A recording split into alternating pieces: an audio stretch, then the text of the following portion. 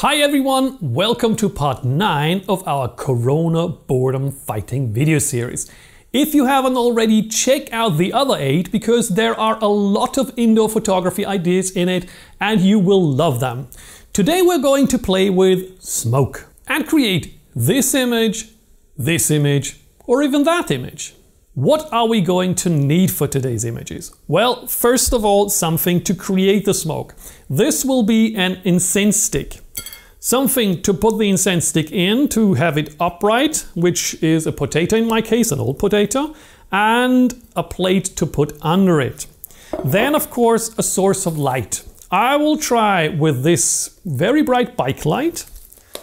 And alternatively, I'm going to use an external flash with a trigger.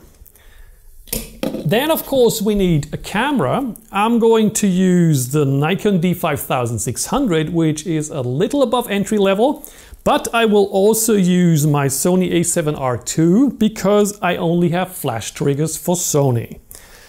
Well, and then we're going to need a book and a piece of cloth, black preferably.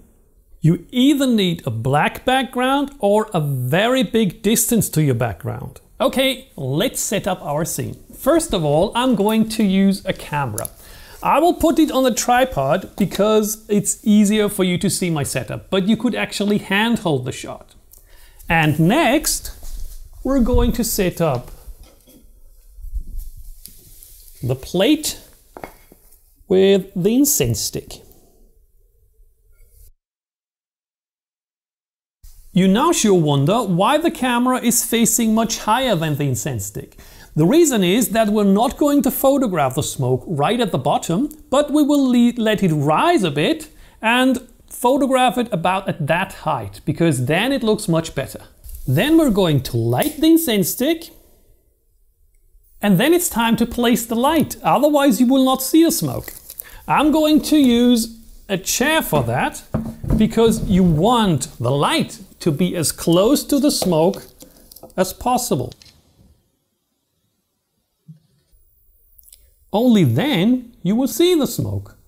And then it's time to set the camera. I'm going to choose a shutter speed of 1/250th because the smoke moves rather fast. I want to freeze that motion.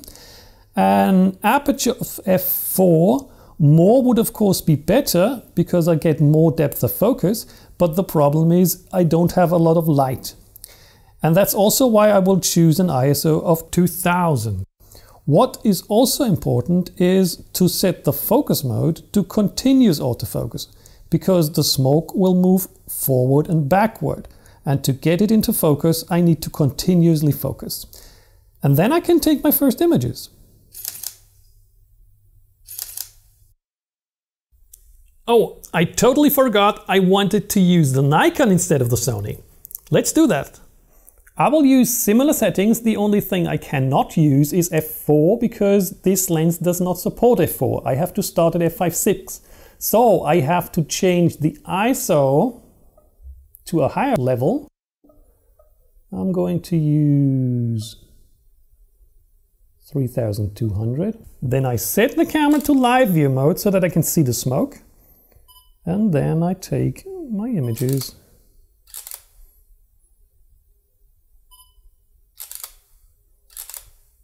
Oh, and I forgot, turning off the lights will of course get you better results because you want the background to be black.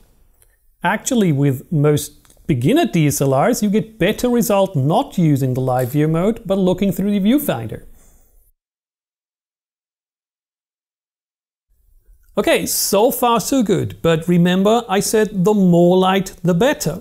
So we're now going to use a flash to lower our ISO and still get an even better image.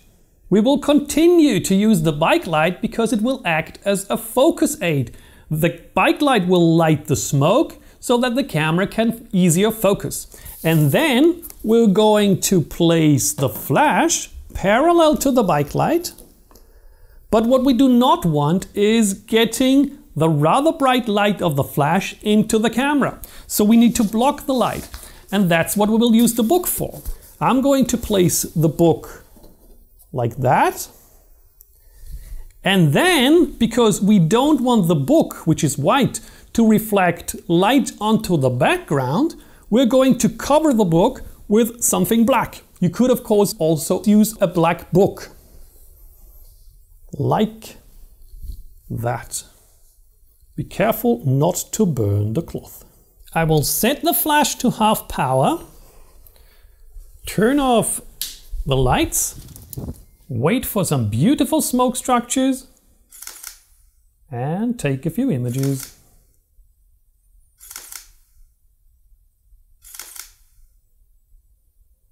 So while you don't have to use Flash, it will give you better results. Now, what if we take these images and open them in Photoshop?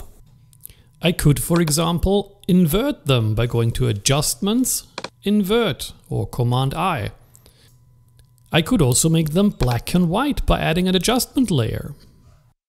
And then I could add a curves adjustment layer and lower the blacks. Or what if I create a new layer, press G for gradients, then choose the rainbow gradient, paint it over the complete image, and then set the blend mode to color. Alternatively, we could take this image, choose an orange color, then create a new layer. G is the keyboard shortcut for the paint bucket, and we'll paint the orange onto the layer. Then we set the blend mode to color,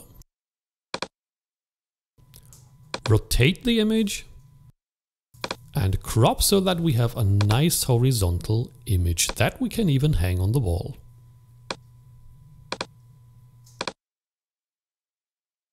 So much for today's video. In the next video we're going to experiment with oil on water, and I will get you from this rather boring image to that image. So don't forget to subscribe and click that bell to get notified for new uploads.